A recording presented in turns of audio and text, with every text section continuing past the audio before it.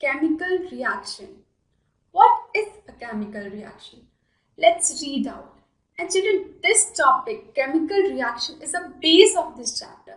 So understand it very nicely. So come, let's read here together.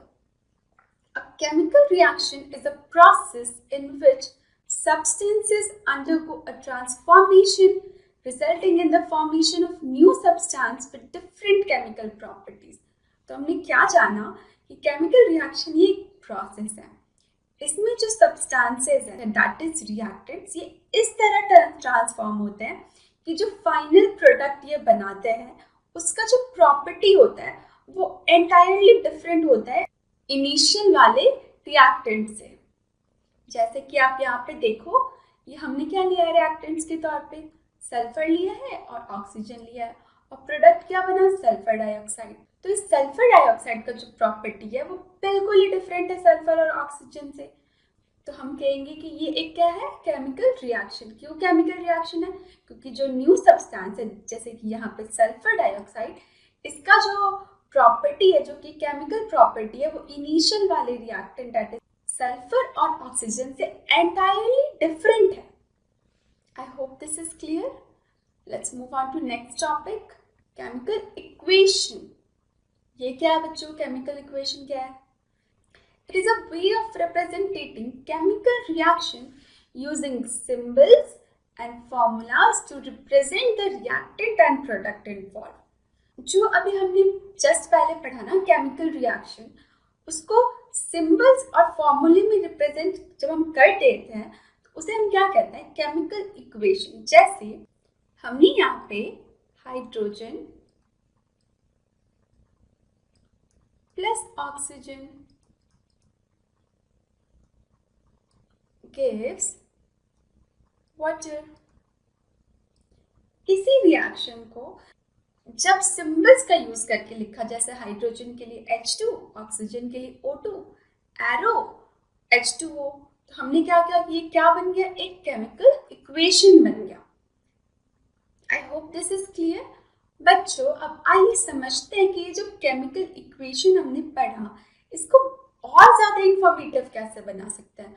मतलब उसमें reaction के अंदर ज्यादा चीज कैसे डाल सकते हैं कि हम एक इक्वेशन देख के ही पता लगा ले कि भाई क्या हो रहा है, क्या बन रहा है, क्या लग रहा है, जो चीजें इन्वॉल्व है उनकी स्टेट्स क्या है ना, क्या हीट निकल रही है या हीट लग रही है. तो बच्चों देखो, हम ना दो चीजें से एक केमिकल इक्वेशन को इंफॉर्मेटिव बना सकते हैं. पहला तो हम जो भी रिएक्टेंट्स एंड प्रोडक्ट्स इन्वॉल्व है उनकी फिजिकल स्टेट को मेंशन कर सकते हैं. जैसे ये हमने सिंबल लिखा है ना, इसके बाद जो भी ब्रैकेट में से चीजें लिखी होती है यहाँ पे ऐसे, मैं आगे आपको दिखाऊंगी अपकमिंग स्लाइड्स के अंदर. तो वो क्या होता है ना बच्चों, वो उनकी स्टेट्स होते हैं. जैसे कि यहाँ पे H2 क्या है, गैस, तो हमने स्मॉल जी लिख दिया. अगेन O2 क्या है, गैस, तो हमने स्मॉल जी लिख दिया. लेकिन H2 क्या है, लिक्विड, तो हमने स्मॉल l लिख दिया. देखो बच्चों, जब भी हमें गैस को डिनोट करना होगा ना तो हम स्मॉल जी से करेंगे ब्रैकेट के अंदर, लिक्विड को स्मॉल एल के अंदर, सॉलिड को स्मॉल एस से, और एक्वस जब भी सॉल्वेंट वाटर होगा तो हम क्या लिखेंगे ना, ए स्मॉल क्यू. अब बच्चों एक बहुत इंटरेस्टिंग सा फैक्ट है, आपने देखा होगा कि H2O कभी कभी ऐसा लिक्विड वाला लिखा होता है और कभी कभी ऐसे गैस की फॉर्म में लिखा होता है. क्यों बच्चों? तो देखो, जब H2O के बगल में L लिखा हुआ है ब्रैकेट के अंदर, मतलब H2O लिक्विड स्टेट के अंदर है, और H2O के बगल में अगर स्मॉल g लिखा हुआ है मतलब यहाँ H2O जो है वो स्टीम के फॉर्म में, दैट इज गैस के फॉर्म में प्रेजेंट है, इसीलिए हम H2O स्मॉल g लिखते हैं ब्रैकेट के अंदर. ओके, अब तो ये हमने स्टेट्स के बारे में देख लिया. अब एनर्जी चेंजेस को भी दिखाना बहुत जरूरी है. कभी कभी किसी रिएक्शन में हीट इन्वॉल्व होती है ना, या तो वो लग रही होती है या निकल रही होती है. तो एक एग्जाम्पल ले लेते हैं.